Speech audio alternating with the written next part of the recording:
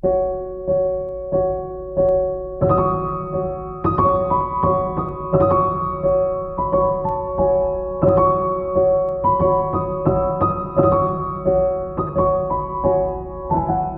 loi va bientôt permettre d'épouser son robot, comme c'est déjà le cas dans certains pays. C'est une intox, bien sûr, un canular qui pourrait ravir les amateurs de fake news, ces rumeurs et informations soi-disant alternatives à la presse traditionnelle et qui prétendent nous révéler tout ce que l'on nous cache, que la Terre est plate, que le pape a soutenu l'élection de Donald Trump et autres balivernes dont l'objectif est de manipuler l'opinion, voire d'instiller la haine, comme on l'a vu durant les campagnes électorales françaises et américaines. Comment tordre le cou à ces fausses nouvelles qui jouent sur les cordes sensibles du sensationnalisme et du conspirationnisme? À chacun sa recette. En Suède, dès l'année prochaine, les écoliers seront entraînés au fact-checking, la vérification des faits, pour apprendre à distinguer le vrai du faux.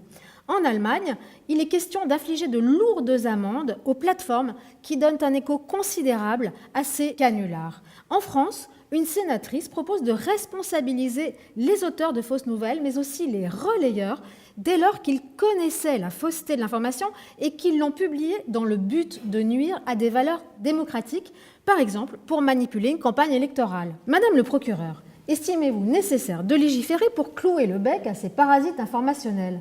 Et qui sanctionnait? Les auteurs, les relayeurs, les plateformes? Comment distinguer le vrai du faux? C'est souvent un problème sur Internet et les fake news en sont une illustration parfaite puisqu'il s'agit de diffusion de fausses nouvelles sur Internet et qui peuvent perturber actuellement le jeu électoral. Ça a été le cas aux États-Unis.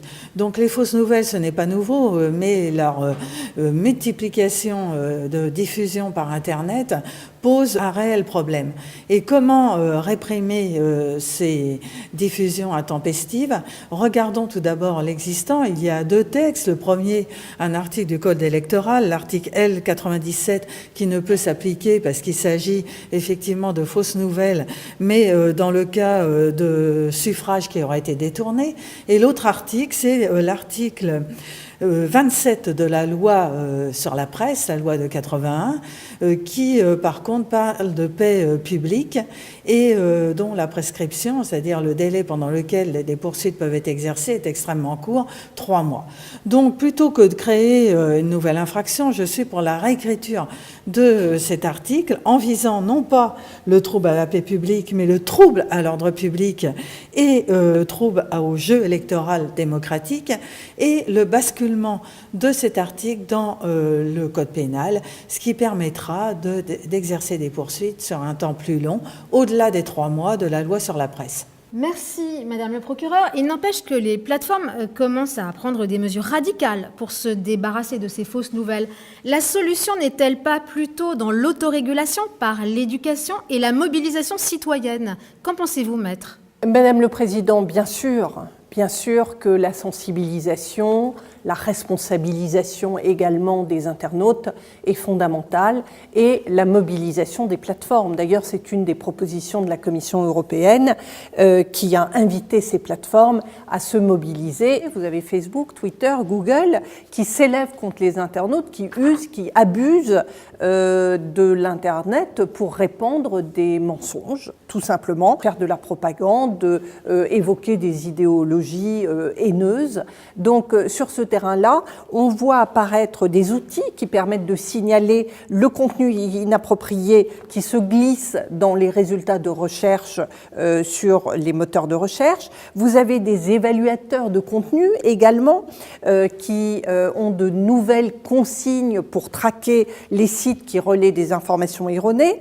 Google a amélioré son système de signalement pour affiner la précision des résultats et amoindrir la portée des fake news. Et puis, vous avez de nouveaux outils de feedback qui sont destinés au grand public, qui ont été ajoutés à la barre de recherche, appel au signalement de fausses informations par les utilisateurs. Donc, vous voyez, il y a une forte mobilisation de ces plateformes et qui ont vocation à réduire, évidemment, la présence des fake news. Maintenant, il faut aussi responsabiliser les internautes. Avant de relayer une information qui peut paraître suspecte ou bizarre, il faut peut-être s'interroger. Il ne faut pas systématiser. Et comme les jeunes générations sont de plus en plus à l'écoute des codes de conduite sur Internet, eh bien, il faut utiliser cette voie pour favoriser les solutions de terrain qui sont le code de conduite sur Internet. Faut-il créer un nouveau délit pour les propagations de fausses nouvelles? À vous de juger et de voter.